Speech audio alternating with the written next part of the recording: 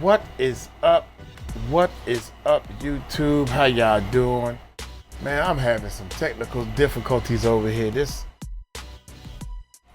My video recordings keep stopping. Anyway, how y'all doing? Y'all doing all right? I'm still in the Philippines, man. Check it out. It is pouring down raining. I think it finally stopped. Billionaire story. Inside the Billionaire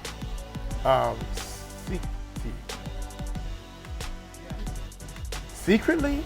Inside the Billionaire secretly life of Jay-Z. Secretly? It seems like that word don't even supposed to be there with the flow. Inside the Billionaire secretly life of Jay-Z. Anyway, y'all hit that subscribe button, hit that bell.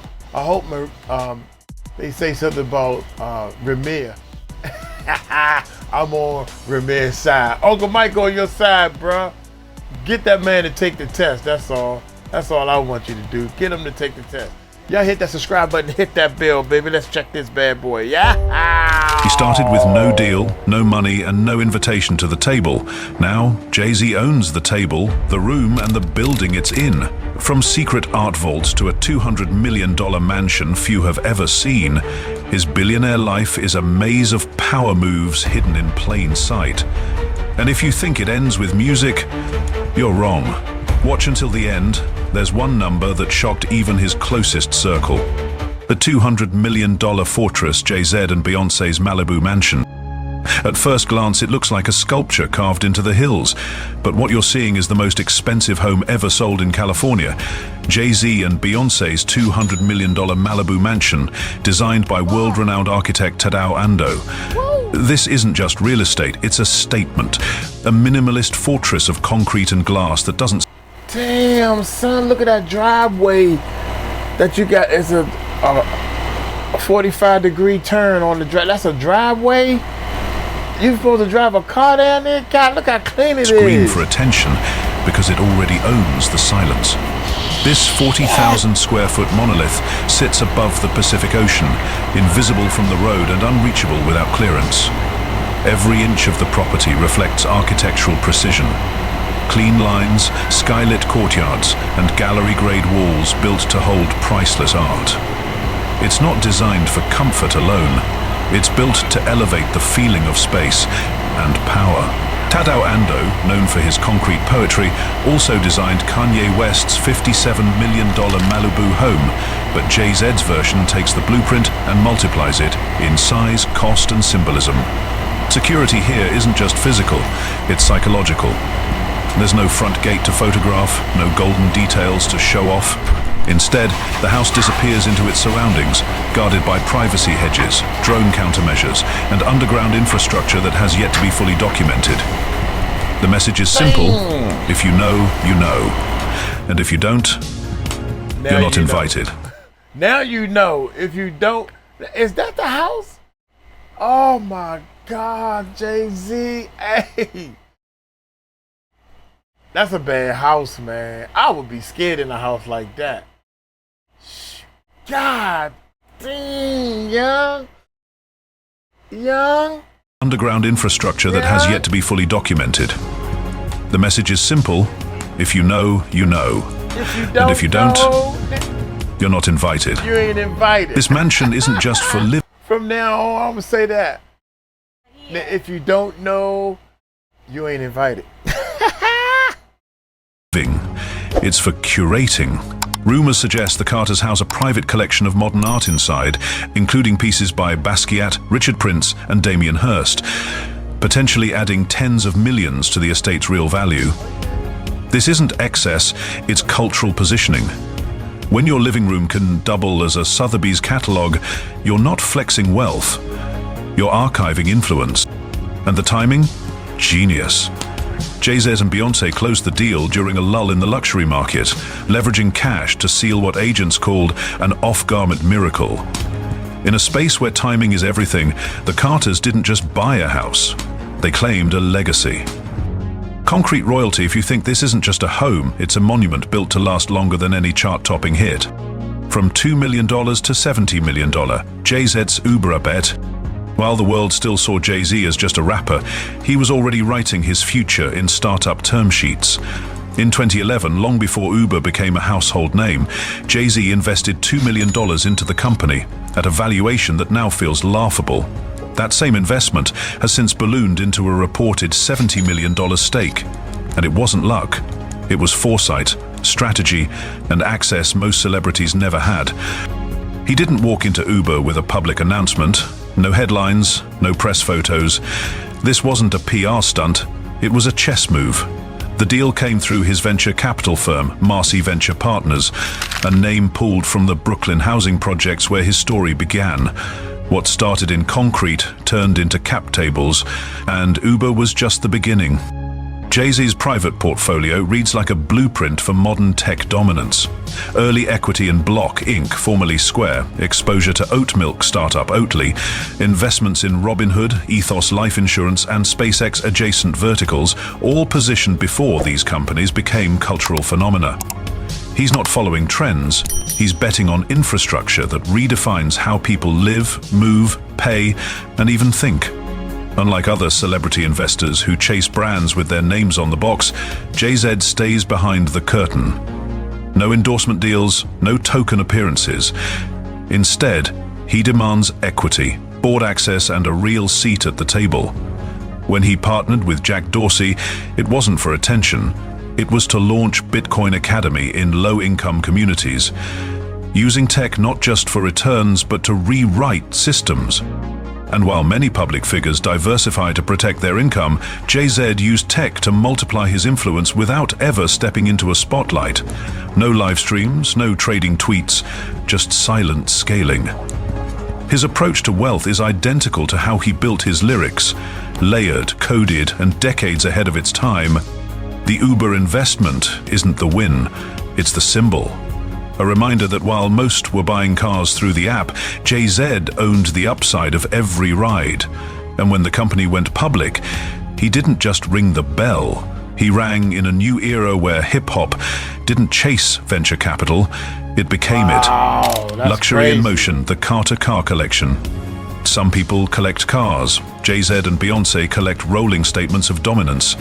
In their garage, there are no entry-level supercars, no leased exotics. Every vehicle is either a one-of-one masterpiece or a piece of cultural history, often both. And they don't just own them, they redefine what ownership even means. Start with the Bugatti Veyron Grand Sport, a hypercar that cost $2 million when gifted to Jay-Z for his 41st birthday. With a top speed of 254 mph and a quad-turbocharged W16 engine, this isn't a vehicle, it's a monument to engineering excess. Only 150 units were ever made, and Jay-Z's version is reportedly custom-finished with bespoke interior detailing to match his private jet. The Veyron doesn't just go fast, it whispers status at 200 math. Then comes the Maybach Accelero, one of the rarest automobiles ever created. Valued at around $8 million, this V12-powered beast looks more like a concept car escaped from a sci-fi film than a production model. Only one exists. Its silhouette is jet-like, its grille unapologetically oversized, and its presence unmistakable. Jay-Z famously featured it in the music video for Lost One, long before collectors began whispering its name in auction houses. Damn, dog, wait a minute. Are you serious? Whoa. And then there's the Rolls-Royce Boat Tail, a convertible so rare and so customized that it doesn't have a market value. It has a mythology. Estimated to cost over $28 million, the boat tail is rumored to be co-designed by Beyoncé herself. Built entirely by hand, it features a rear deck that opens like a butterfly wing to reveal a champagne fridge. Bespoke umbrellas and matching rotating picnic stools finished in carbon fiber and leather. This isn't transportation, it's an open-air experience tailored for the south of France, while sitting in Malibu. But what makes their collection different isn't just the price tag. Oh, this hurts, y'all. This hurts. God dang for them cars, but you know I'm a car man. I love them cars, baby. I gotta stay away from them cars. Ooh, wait, baby. We got to get to work when I get home. Here we go. Look at this mother. Damn. Ooh, This isn't transportation, it's an open-air experience tailored for the south of France, while sitting in Malibu. But what makes their collection different isn't just the price tags, it's the intention. Every car is either unreleased, custom commissioned, or historically singular. They don't chase trends, they acquire artifacts. And they don't post them on social media. These machines are rarely seen, almost never driven publicly, and always surrounded by mystery. In the Carter household, vehicles don't just move people, they move the definition of luxury itself, one handcrafted chassis at a time. Ace of Spades and Ducey turning liquor into gold. When Jay-Z held up a gold bottle of Armand de Brignac in a music video, most people thought it was just product placement. It wasn't. He owned it. Quietly, entirely. At a time when other artists were chasing brand deals, Jay-Z bought the brand. And when he sold 50% of it to LVMH, the world's most powerful luxury conglomerate, he didn't just cash out. He rebranded himself as luxury. The deal valued the champagne line known as Ace of Spades at over $600 million. But it wasn't just the money, it was the message. Wow. Jay-Z had taken an under-the-radar French label and, through image, music, and exclusivity, turned it into a symbol of elite taste. Clubs stopped serving Cristal, bottles of Ace became ritual currency in VIP sections, and while other artists toasted to deals, Jay-Z toasted to ownership. But champagne was only the beginning. He applied the same formula to Douce Cognac, partnering with Bacardi to bring the brand mainstream, until Bacardi wanted more. When they offered to buy out Jay-Z's stake, the negotiation went public, and the numbers revealed a bigger truth. Jay-Z's share was worth at least $750 million. And this time, he didn't just walk away with a check, he walked away with control of the narrative. Both brands were carefully selected, not for volume but for image. Armand de Brignac wasn't made to outsell Moet, it was made to outperform it in cultural relevance. Douce wasn't about mass-market bars, it was about aligning with artists, athletes and power brokers who don't just drink, they influence. Jay-Z didn't create liquor brands, he created symbols, wrapped in black and gold. And the genius lies in where these products live. You don't see them in supermarket aisles, you see them on yachts, in penthouses, at Rock Nation brunches. They exist where perception shapes value, and Jay-Z controls the lens. This wasn't about getting rich, this was about changing the rules. While others signed endorsements, Jay-Z built empires that sip slowly and scale globally. Comment, Liquid Empire, if you think Jay-Z didn't just sell liquor, he sold legacy in a bottle. Rock Nation, the business behind the culture. Jay-Z didn't build a company, he built a cultural operating system. What began as a boutique talent agency is now Rock Nation, a global ecosystem managing some of the most influential names in music, sports and entertainment. But unlike traditional firms, Rock Nation doesn't just negotiate deals, it architects legacies. Its music roster reads like a Spotify platinum playlist. Rihanna, J. Cole, DJ Khaled, Alicia Keys. These aren't just clients, they're co-builders of a network that functions more like a private club than a corporation.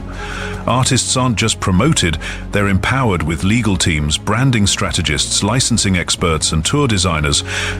Rock Nation isn't middle management, it's full-step cultural infrastructure. But the empire stretches far beyond music. Through Rock Nation Sports, the company represents athletes like Kevin Durant, Saquon Barkley, and Skylar Diggins-Smith, navigating multi-million-dollar contracts, brand sponsorships, and career transitions. In an industry where agents typically move behind the scenes, Rock Nation places its athletes in front, positioning them as CEOs of their own brands. This approach redefined how athletes negotiate power in public and behind closed doors. Events, Rock Nation doesn't just attend them, it produces them. The company co-produced the NFL Super Bowl halftime show, earning Jay-Z an Emmy, and turned a 12-minute concert slot into a masterclass in cultural diplomacy. Partnerships with organizations like the NFL and MLB reflect something deeper than entertainment. Influence that reaches into the infrastructure of American sport. Behind the scenes, Rock Nation owns equity in streaming platforms, licensing technologies, and publishing rights. When Jay-Z sold his stake in Tidal, the high-fidelity streaming service, to Square, now Block, it wasn't a surrender. It was a handoff to a bigger machine. Every divestment becomes a new partnership. Every deal leaves a door open. And the company's headquarters? Not a traditional office, but a curated space in New York City filled with art, archives, and sound studios. It functions less like a label and more like a creative embassy, where billion-dollar decisions are made over black coffee and unreleased demos. Roc Nation isn't just a business Jay-Z built, it's the business model every artist now wants to copy, and the blueprint no one else can replicate. The watch game, timepieces worth more than gold. Jay-Z doesn't wear watches to tell time, he wears them to tell stories, to mark eras, to place himself among kings, and when the wrist becomes a billboard, every second becomes an asset. Start with the Hublot Big Bang 5 million, not a nickname but a literal valuation. This one-of-one masterpiece is encrusted with over 1,200 diamonds, including 6 stones over 3 carats each. Priced at exactly $5 million, the watch is less a timepiece and more a mobile vault. Worn once at a charity gala, it wasn't meant to be subtle, it was meant to be seen, photographed, and remembered. Jay-Z didn't buy a watch, he acquired a headline. Then there's the Richard Mille RM561 Tourbillon Sapphire, a model so rare that fewer than 10 were ever produced. Built entirely from sapphire crystal, the casing is transparent, revealing every gear, every complication, every beat of engineering brilliance. Valued at over $2 million, it's worn like a message, precision and power made visible. Jay-Z debuted it courtside, seated next to billionaires and athletes. Because some watches aren't worn for elegance, they're worn to shift the room. His collection also includes Patek Philippe Grand Complications, Audemars Piguet Royal Oak models, and ultra-rare vintage Rolex pieces, many of which are customized to match specific outfits or event themes. But the power move isn't just in the brands, it's in the timing. Jay-Z doesn't flaunt his collection online, he lets the paparazzi do the cataloging. One photo, one angle, and suddenly, a watch becomes the most talked about thing at a billionaire's birthday or a Grammy after-party. Each piece serves a different purpose. A watch for a private jet landing in Paris, a different one for an art auction in Basel, another for a Roc Nation brunch. They aren't accessories, they're armor, tailored for visibility among the world's wealthiest, where what's on your wrist can speak louder than what's in your portfolio. For Jay-Z, horology isn't about keeping up with time, it's about owning moments and choosing exactly when to make the world look twice. Because in his world, luxury isn't purchased, it's curated, and every tick is part of the brand. Real estate strategy, timing the market like a pro. In the world of billionaires, a mansion isn't just where you sleep, it's where you stake your presence. For Jay-Z and Beyoncé, real estate is more than luxury. It's a portfolio of precision, timed to market cycles, built for privacy and curated to amplify legacy. Take their East Hampton estate, a classic shingle-style mansion acquired for $26 million during a market cooldown. While others hesitated, the Carters executed. The 12,000 square foot home features a floating glass staircase, Italian marble bathrooms, and sits on 2 acres of prime waterfront, with the kind of seclusion money can't buy. Post-renovation, its value soared, not just because of the upgrades, but because of who owns it. In luxury real estate, the buyer becomes part of the asset's story, and few names elevate value like theirs. Then there's the Bel Air compound, purchased for $88 million and expanded to over $100 million in value with custom improvements. Perched in the hills of Los Angeles, this architectural statement spans 30,000 square feet and includes bulletproof windows, spa suites, a full basketball court, and even 4 outdoor pools. It's not just high security, it's high design, fused with infrastructure worthy of a private hotel. The smart systems throughout the home are powered by Crestron, one of the most advanced home automation platforms used in celebrity estates and Fortune 500 retreats. Their most recent acquisition, a Malibu bluff-top mega mansion valued at $200 million, now the most expensive home ever sold in California. Designed by Tadao Ando, the fortress-like structure made from concrete and glass doesn't scream wealth, it erases the need to. No columns, no chandeliers, just intentional minimalism, built to last 200 years. This isn't lifestyle, it's architectural permanence. Across these properties, the strategy is consistent. Buy during quiet moments, renovate with signature taste, and hold long enough for the brand value to do the work. None of their homes were bought at the peak. Every location, New York, East Hampton, Bel Air, Malibu, represents power centers of culture, finance, and media. In the Carter world, square footage isn't about space, it's about narrative. These homes aren't just real estate, they're residences of record, engineered to appreciate in both value and symbolism. Private love, public legacy, Jay-Z and Beyoncé's inner world. In an industry addicted to exposure, Jay-Z and Beyoncé mastered the rarest form of power: silence. While tabloids chase clickbait and social media thrives on oversharing, the Carters move like a closed-door board meeting. Every gesture intentional, every reveal strategic. Their relationship isn't on display, it's on lock. Despite being two of the most recognizable figures on Earth, their public intimacy is almost non-existent. No live-streamed dinners, no staged couple photo shoots. When they appear together, it's either in carefully curated art, like Pesht shot inside the Louvre, or in business contexts where they present as co-founders of a billion-dollar legacy, not celebrities chasing attention. The brand isn't relationship goals, the brand is royal discretion. Their approach to family follows the same philosophy. Whether they're in their $200 million Malibu estate or jet-setter aboard their Bombardier Global 7500, a private jet Beyoncé gifted Jay-Z for Father's Day, valued at over $40 million, their children are kept away from headlines, not fed into them. Birth announcements are rare. Personal moments, if ever shared, are delayed, edited, and delivered like art, not noise. Even their marriage, once shaken in the public eye, became a case study in controlled vulnerability. The Lemonade 444 era didn't expose weakness. It reframed strength. They turned the narrative into a business pivot, sold through albums, streaming exclusives, and sold-out tours that grossed over $250 million combined. They didn't deny the cracks, they reinforced the foundation in full view. But only when they were ready. In a culture that rewards oversharing, their choice to withhold made them more magnetic. It's not that people don't talk about them, it's that no one truly knows what to say. And that's the power. They've weaponized privacy, protected peace like equity, and turned a relationship into something bigger than romance, a black cultural dynasty built not just on money, but mutual respect and unshakable alignment.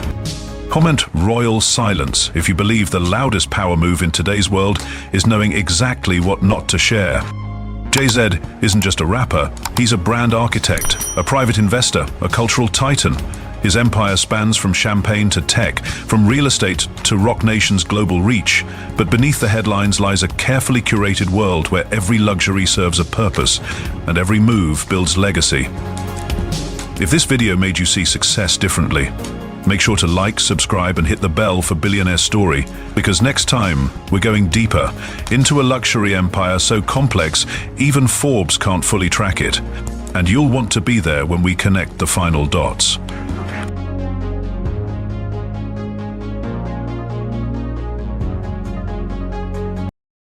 Wow, man, that was incredible. That was incredible. The cars, dude. Jay-Z, I gotta hit this. I can't wait till this hit the channel, man. Real talk. When this bad boy hit the channel, I'm gonna watch this twice. I'm gonna get 2 views. I know I'm gonna get 2 views out of this one, and I'm gonna comment.